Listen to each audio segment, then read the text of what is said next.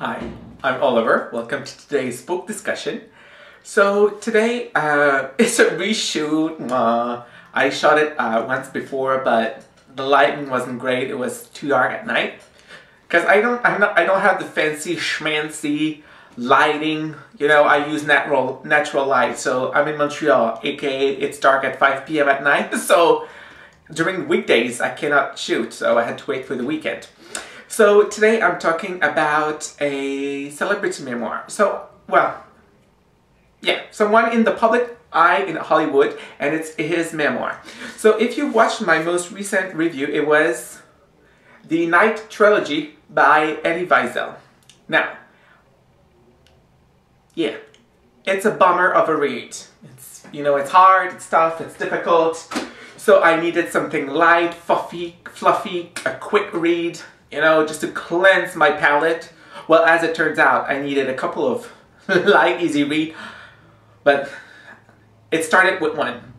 And I chose Andy Cohen for, so it's the memoir by Andy Cohen, and it's called Most Talkative, Stories from the Front Line of Pop Culture. Here it is, and I got it on my, on the Kobo store. Why did I choose this book? So, like I said, so a celebrity memoir of any kind is my go-to move when I want something, you know, light and easy to read. You know, some people turn to chick lit, some people turn to Nicholas Spark. You know, sorry, I really don't like Nicholas Spark, don't hate me. So I turn to celebrity memoir. Now, usually the appeal of reading a celebrity memoir is because you know that person and you want to have a glimpse of their personal life, or you want to learn about something that you might not have known before. So, you know, if you watched, I already did review like on Kathy Griffin's memoir and on Cheryl Cole's memoir. I mean, those were memoirs that I read for that particular reason. Now, when it comes to Andy Cohen, I don't know him. I know of him, and you know, I read about pop culture, so I know, and I'm like on gossip website like Oh No They Didn't, so I know about the Real Housewives and all of that, but I don't watch them. I've seen clips, certainly, on YouTube and all that, but I don't read them. So I've watched was it last year or 2 years ago, SNL did a special episode called The Women of SNL, and in it, at the beginning of the show, there was a spoof of a Real Housewives reunion, and Andy Cohen took part in it. And I would say that that was the first time that I watched Andy Cohen in action. I liked him. He's lovable and cute. And then, you know, I keep on watching SNL, and they started spoofing Watch What Happens Live, which is his late night talk show on Bravo. So, yeah, I knew a little bit of him. I knew a little bit of pop culture about the Real Housewives, and I thought it was cute. So that's why I picked it up. But I don't know, the karma was looking upon me for some weird reason. He's a Jewish boy making it big in Hollywood, which after reading a book about the Holocaust felt like the perfect bookend to, or companion. You know, after reading about this, you read about Andy, you're like, yes, good for you, Mr. Cohen. So, I would say that even though you might not find him as cute as I do, and you might not be engrossed by his personality, I would say that his behind-the-scene look at how it goes down in Hollywood is one of the most fascinating one I've read so far. You know, I've read others, obviously, other than those that I've already reviewed. So his point of view and his experience is very interesting. So it's a very good memoir, practically speaking, because it covers his whole life. So childhood, teenagehood, college, the study and the college life, his first internship, his first job, the promotion, the switch of job, and where he is today. So it covers the whole span of his life equally, you know, doesn't skip or scuttle over some part. Everything is well explained, so it's very nice. It's nice for that.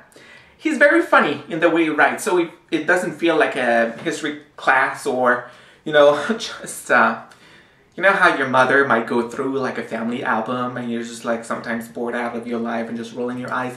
That's not what's happening in there. So he keeps it light, he keeps it quick, so it's nice to read.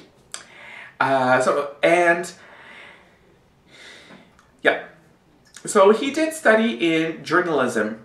So he started being a producer.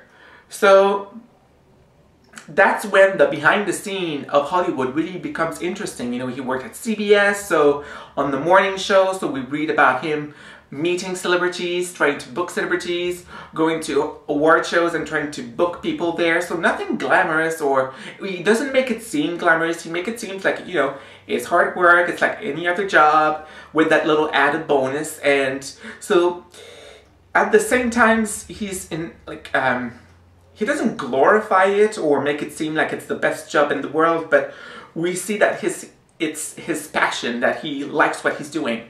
So for that, it's, you know, it doesn't seem like a phony. He seems genuinely interested in what he's doing. And it's not entirely celebrity-driven or Hollywood-driven, if you will. Since he was a producer on a morning news show, you know, he got out and covered some pretty tough or important stories. So, you know, he covered hurricanes. He was on in California for California forest fire. He was there for the Oklahoma City bombing, the terrorist attack. So we also see this. So there's the light and fluffy. He's a big Susan Lucci fan. Actually, the first chapter is about Susan Lucci. And right after I finished reading about the Holocaust, I was, thank you, Mr. Cohen. I love you, Miss Lucci, Mrs. Lucci. So, you know, it's great. So you read about Mrs. Lucci, and then you read about the Oklahoma City bombing. So it's great in that regard. It's a nice balance of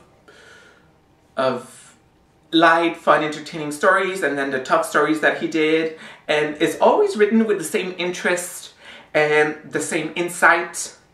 And so we feel like he loved what he did.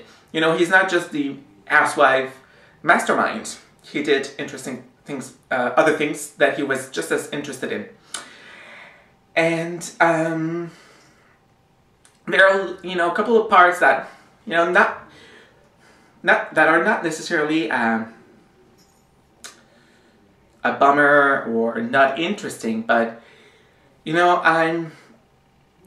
regarding where at my point in life, I don't really care about reading about the struggle of coming out. It's not talked that much in it, but, you know, it certainly is covered, so that part I did not really connect to it. And then he was, you know, he grew up, he was a young man in 80s, 90s, so there's the whole AIDS discussion. So, you know, those parts are nice. This is just, I don't really connect to those.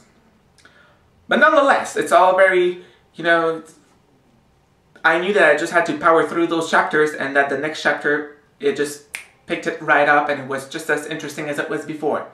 So it's nice. So, and you know, is Andy Cohen a celebrity? I mean, I would not put him in the same category as, you know, Kathy Griffin, or Tina Fey, or Loretta Lynn, which I've also read, or Betty White, you know. But he certainly is someone in the public figure, so you probably have seen him, you know him, or you know of him. And he is in Hollywood and in television, and what you read the memoirs for the behind the scene, and what's better to learn about the behind the scene than a behind the scene guy. So it's perfect for that. So there you go. I loved it. I recommend it. If you don't know him, but you have an interest in the world of television, pick it up. It's nice. So there you go, a great read. I highly recommend it. So there you go. Have you read it? Do you think you'll read it now? Is there another celebrity memoir that I should check out? Do you find him as cute as I do? So leave your comments below, or question or suggestions about what I can read. You can leave your comments here on YouTube, leave them on Twitter, on Facebook. At the end of each month, I just gather the best comments and I discuss them even further in a video. So if you want to be part of them, you know what to do. So until next time, take care. Bye.